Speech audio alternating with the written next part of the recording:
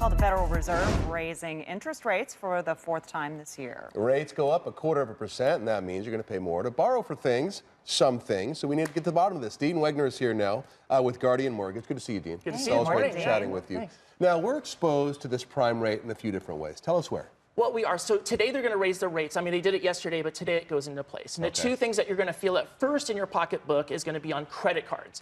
Now, in America, the average consumer owes about $7,000 in debt. So you're going to see that payment go up about $1.50 this time next month. The average rate on credit cards, you guys, 17.6%.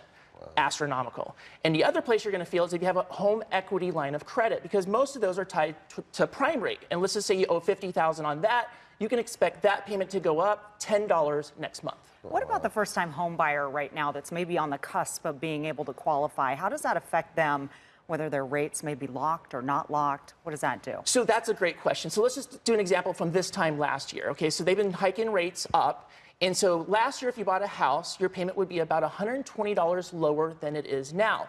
But we have to take into consideration appreciation. And so when you take the fact that homes are 4% higher than this time last year, that same house is about $180 more than if you bought last year. So that's why people are on the fence. They're like, hey, I'm going to wait for it to come back down. The interest rate on renting is 100% interest. So, you know, God forbid you're under 5% interest rate. If you ask the old timers, hey, that's a really good interest rate. Now, here's what I say. I'm a certified consumer credit counselor, so I let people know.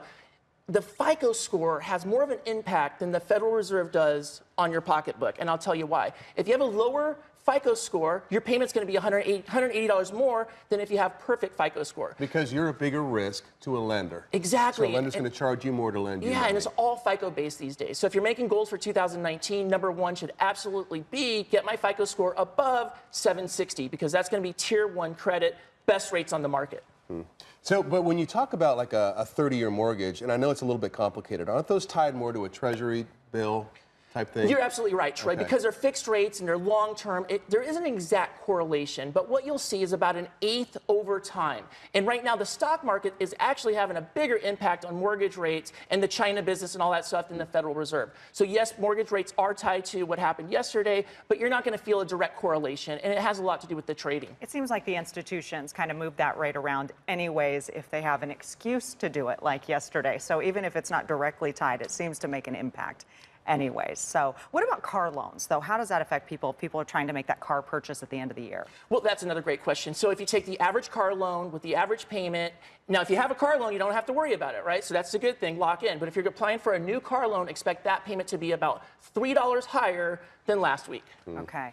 So, and you're a money guy too, so it's one of those things where somebody might be sitting at home and saying, why are we seeing these rates go up? What's going on? Why would they do this? You think it's a good thing, long term? It is a good thing because, you know, housing got red hot 10 years ago. We saw what was happening. It was a completely different conversation, right? Exactly 10 years ago than today. Housing's great. You know, inventory is still low. People are buying. Home purchases, you guys, even though they've been raising rates, are up 2% from this time last year. So it's still red hot. We still have an inventory shortage, but we don't want to see, you know, in Seattle, 12% appreciation back-to-back years. That's unsustainable. That could lead to a bubble. So Phoenix, you know, right now 4% appreciation. 3% is actually really good. If you're a homeowner, hey, I'll take 3% appreciation all day long. But you start seeing 6 and 7% over 5 years, it's going to outpace the average income. And that's what we don't want to see, Troy, is where the average income doesn't correlate with the average house. Then you start seeing a problem. So we're talking 2006. Yeah, exactly. Right. Yeah, that was really bad. So we're seeing, like you said, 3% appreciation in real estate, but that also kind of correlates with that number that you're seeing at the bank. It gets kind of down to those rates. How is that affecting, you know, what you're seeing when you have a savings account? Well, that's a fantastic question. So now you're seeing almost, you know, if you can find 2.4% in a savings account, that's $200 or $240 a year, which is $20 a month. 3 or 4 years ago, it was zero. So you're making an extra $20 on your $10,000.